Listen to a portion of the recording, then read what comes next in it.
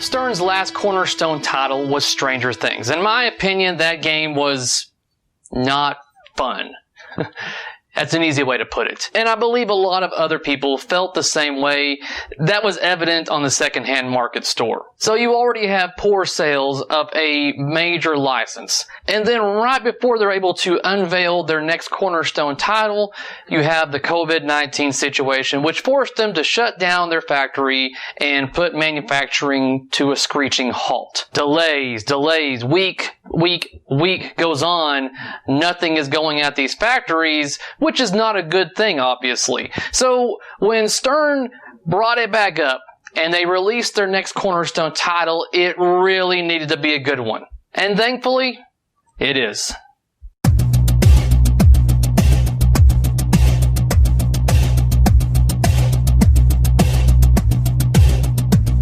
Does this game hold up to the hype? Is it a game that you should own? Let's find out. I will score every major component in the makings of this game, using a 0.5 ratio from 1 being worst up to 10 being the best. I will be reviewing the Pro model using code 1.10. Teenage Mutant Ninja Turtles is designed by John Borg, coded by Dwight Sullivan, art by Jeremy Packer, also known as Zombie Yeti, sound and music by Jerry Thompson, graphic art by Joshua Clay, Callouts by Mike Kizbat? Is that Russian? I don't know. I'm just brutally just demolished this guy's name, but Mike Kizbat. I'm sorry. Anyways, let's continue. Design and layout.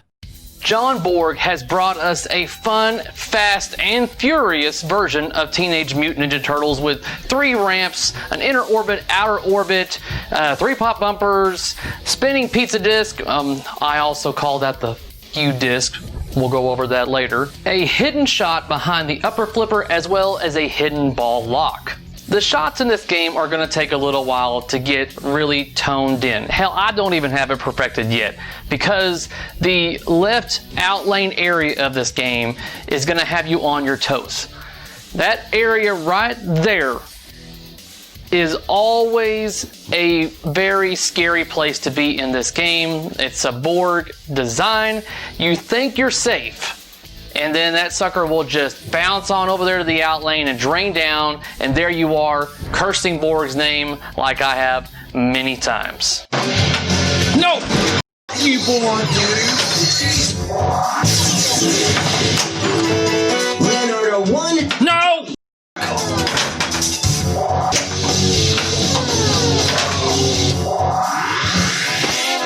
A lot of people are having trouble really toning in the shot for the layer area, and a lot of people are trying to forehand that, and it can be made. It's not impossible, but I find it's actually easier to hit with the backhand.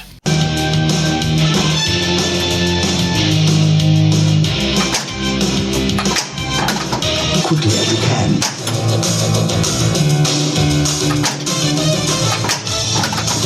The left ramp directs to the left flipper, the center ramp directs to the right flipper, and the left ramp directs to the left orbit. That center ramp, or the side ramp shot as some people call it, can only be hit with your upper flipper, and with accuracy. One does not simply just accidentally, well, no, I've hit that thing plenty of times accidentally, but it does take some time to really figure out the sweet spot on that flipper to hit that center ramp with accuracy. And when you hit that center ramp, it is very satisfying, especially if you hit the inner orbit and then hit that a couple of times and then nail the center ramp, getting you a crane combo. It is even more satisfying because that ball just whirls around. It never gets old. You can hit that crane combo over and over again, and you're never going to go, oh my goodness, I'm tired of making that combo. No, it is very satisfying. It's just that it's a little difficult to hit all the time because that ball comes around that orbit so fast. When you're nailing it towards the right orbit and it flies around, sometimes it's flying around too fast. And the shot would probably be more makeable, but Dwight has this flasher going off right before it gets to that flipper, making it very difficult to hit. And we'll go over that in the code area, Dwight. To be frank, this game is a little difficult.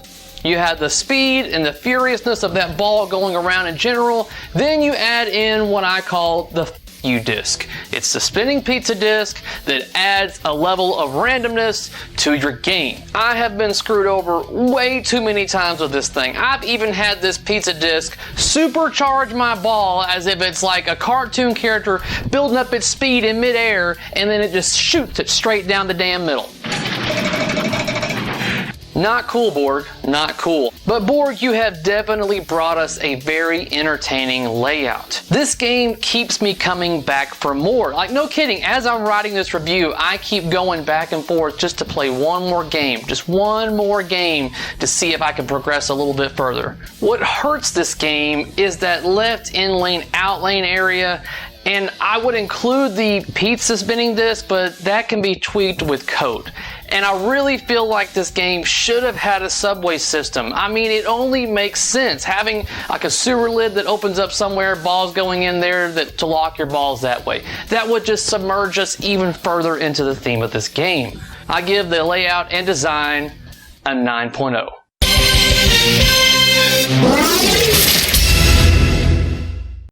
Code.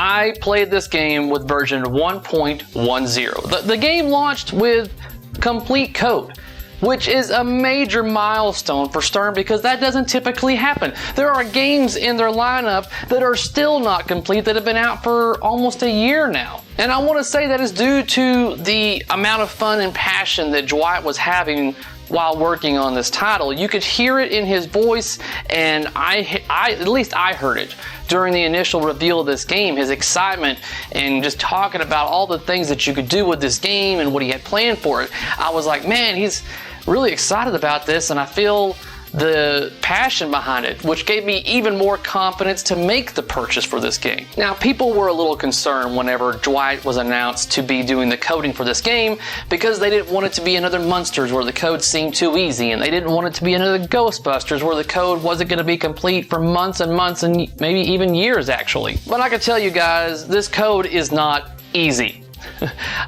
As of right now, there are plenty of people who have not legitimately made it through all the episodes and battles to see the final battle and even complete it legitimately, meaning glass on and not skipping everything to go to the final battle. Now, granted, the code is not perfect, but all we got left now was just some polish and maybe some bug fixes here and there. Now, the design of a game is the foundation, but the code is the building blocks that makes the game a game. Without proper code, a game could be a major flop. Now, Dwight has given you many variables to accomplish while playing this game. You could go through the game without leveling up your turtle at all if you wanted to. But he's given you the ability to actually level up your turtle doing the training shots. That can be done as well. I highly recommend it because by leveling up your turtle, that is a good way to have constant multipliers. But if you don't really care about your score and you just want to be able to get through the modes and get to the final battle, you can do that too. You have different kinds of hurry-ups, and these things can even be activated during a multi-ball. Your episodes can be completed during a multi-ball, which is a major help also on certain modes. Something I really enjoy that Dwight has done with this game is dealing with the lights, and how he's done certain things really brings me more into the theme and what's going on with the game. One of my favorite moments when I experienced it for the first time was battling Slash.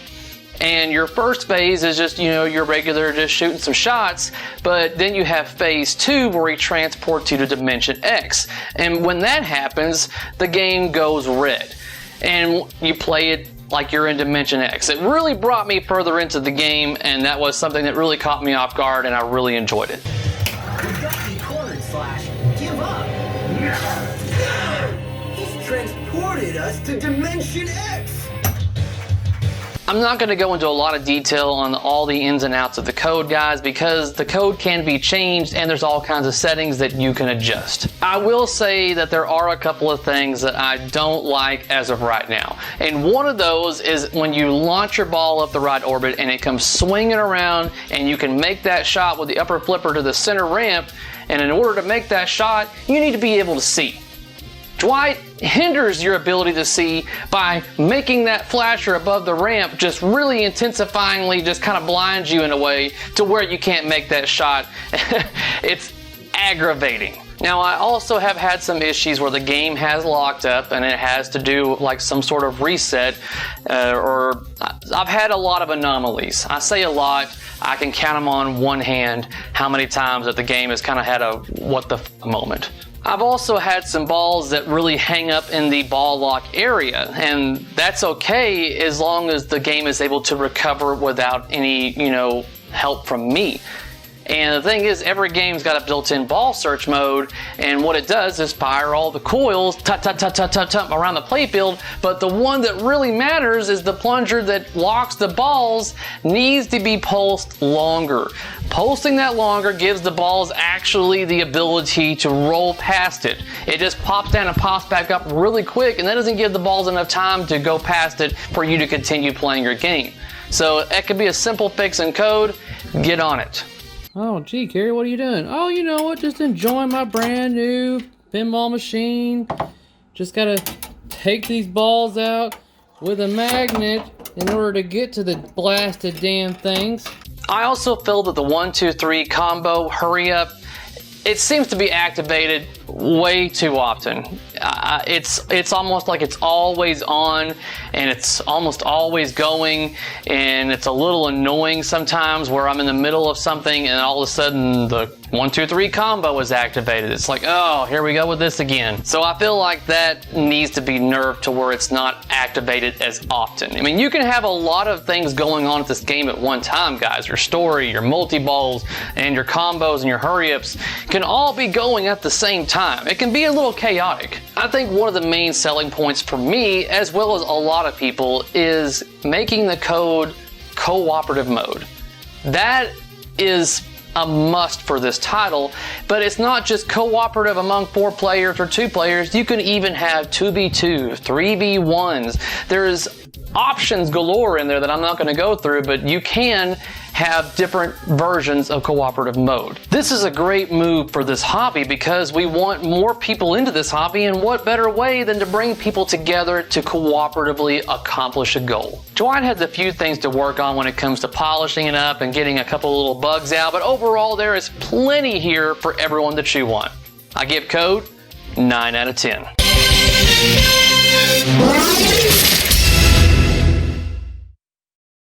Art. Oh, where do I begin on this? The art is okay. Oh, you can!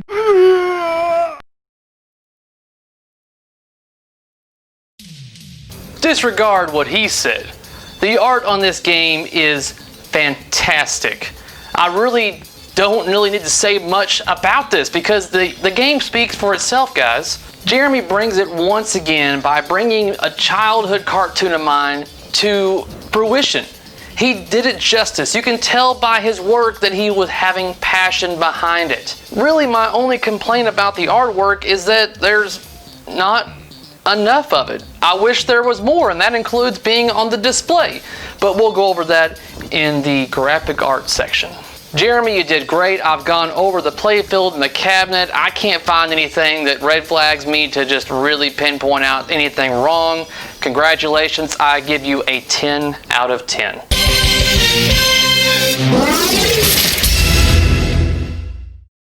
Sound and music. Now guys, originally I was going to give this category a lower score than what I am right now, but I felt in order to give it a really fair score, I needed to separate the mechanical sounds that were in front of me that was drowning out the audio a lot of the times, even with the volume turned up. So I put the music and sounds in the Pinball browser and was able to listen to them separately with nothing else. And I gotta say that the orchestration and the sound effects for this game are very good. It sucks that the mechanical nature of the game drowns out some of the complexities and the orchestrations to me. The game brings us the nostalgic theme song that we all know by heart. It is a remake, and there are people that deter against that and say that it's a completely different thing and they don't like it, but honestly, I'm not bothered by it. Like, the only couple of things that I need to mention is I felt that some of the battle music, or boss music rather, didn't feel boss enough to me. And the only way I can really give you an idea of that audibly is by comparing what you would have for like the Bebop and Rocksteady battle, the first one, and compare it to what you typically might hear in other boss music games to give you an idea of what I'm talking about. You have Bebop and Rocksteady. Then you have this.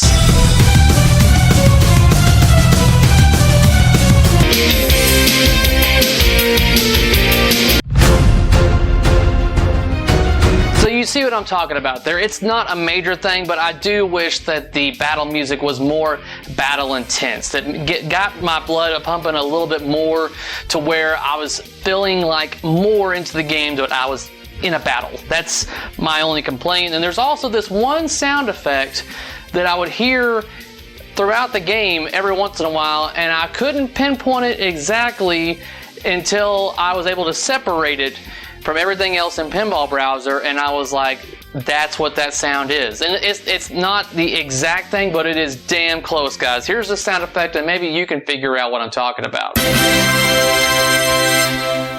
Does it sound familiar at all yet? Let me slowly reveal what I'm hearing. I'm telling you guys, it's there. That's the only thing that I kept hearing every once in a while playing the game, and I was like, is that Windows booting up? that's the only thing. There's a couple of things in the sound, that's it. Otherwise, very good, Jerry. I respect for your orchestration throughout this, because there's a lot of sounds I found out on this game. Sound and music, 9 out of 10.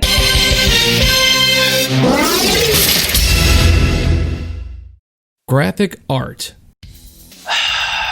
Okay, so even from the beginning when this game was first revealed, I didn't care for the display art, the graphic art. I didn't care for it, and that still holds true to this day. There are many hits and misses throughout this animation, but I think the main issue I have is that I wish that the art on the display looked as good as the art on the machine. Oddly enough, one of my favorite animations that I think does really well and looks really good is the battle with Slash when they're at night and everything's dark and the turtles are all shadows and stuff. But the way Slash looks and everything in that animation, that actually looks really good.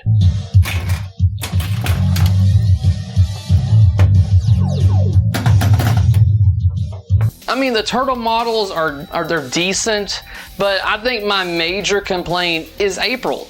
I mean, April looks bad. I mean, that's the only word I can really say for this, because every time that she comes on screen, I'm just like, that doesn't look good. It does not look good at all, whether it be the still image of her on the TV reporting, or if she's actually out reporting, the model for her is just not good, especially when you compare it to what Zombie Yeti has done on the playfield, on the back glass.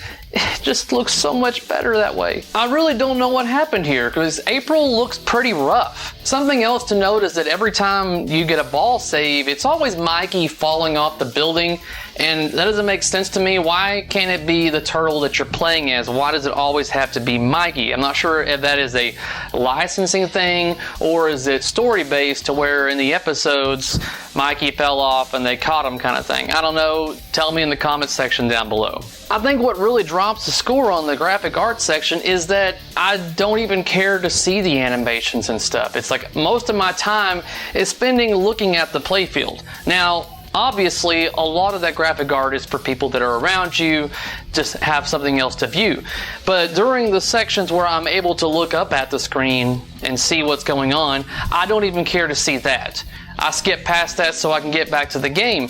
And that's because I'm not impressed with what I see on the screen. There are other games with animations like Black Knight Sword of Rage, for instance, where the animations on that were so intriguing to watch and cool looking that I had no problem watching them. Whereas this one, I'm just like, yeah, go on to the next thing.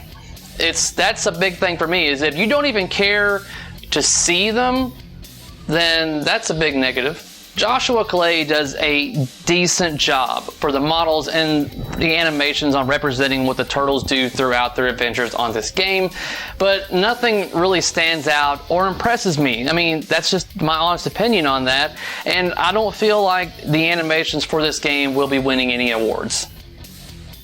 Just saying. So, with that being said, I give graphic art a 5.5 out of 10.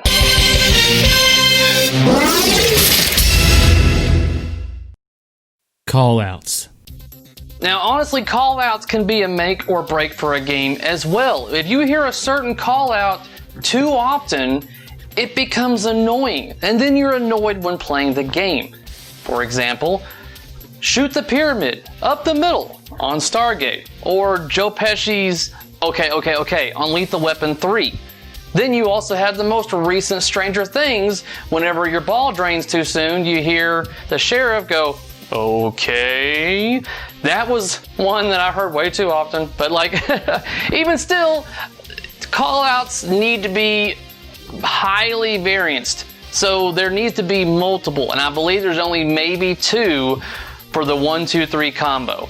And that needs to be adjusted either to not happen so often, or there needs to be more callouts for that, because that is the only thing so far that's really sticking out to me. The voice acting in this game is great. My boy Mark Silk is doing voices for a lot of the characters, so now I get to hear those lovely pipes anytime I want to. Shredder was damn close to sounding how he actually did in the cartoon, but I think my favorite was Krang. Krang sounds better than the original. I'm honestly hoping that the topper has something to do with Krang and he does more callouts. I don't know if I could get enough of him talking smack about me during the game. Some people want to complain about them not having the original voice actors for the Turtles, but I don't think that's going to make or break the game, honestly. Not for me. I didn't notice enough difference to where I was like, oh, it doesn't sound like they did on the cartoon. Not for me. Certain people will have that issue. I don't have that issue. I think the callouts are definitely better than subpar or even par. They did very well. Good job, Mike. I give you a 9.5 out of 10.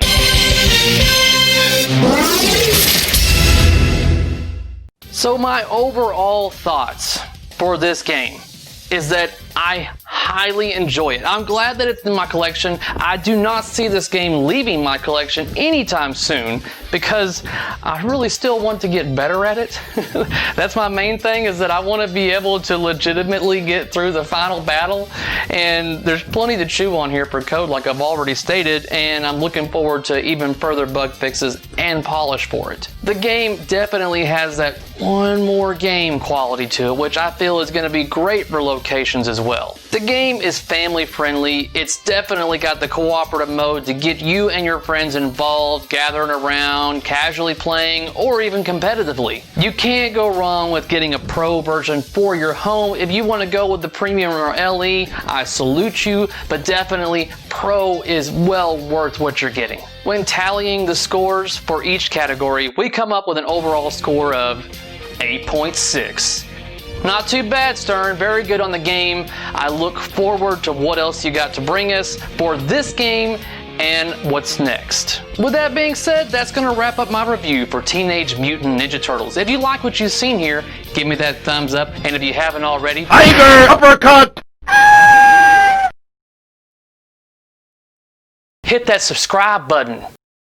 Peace out.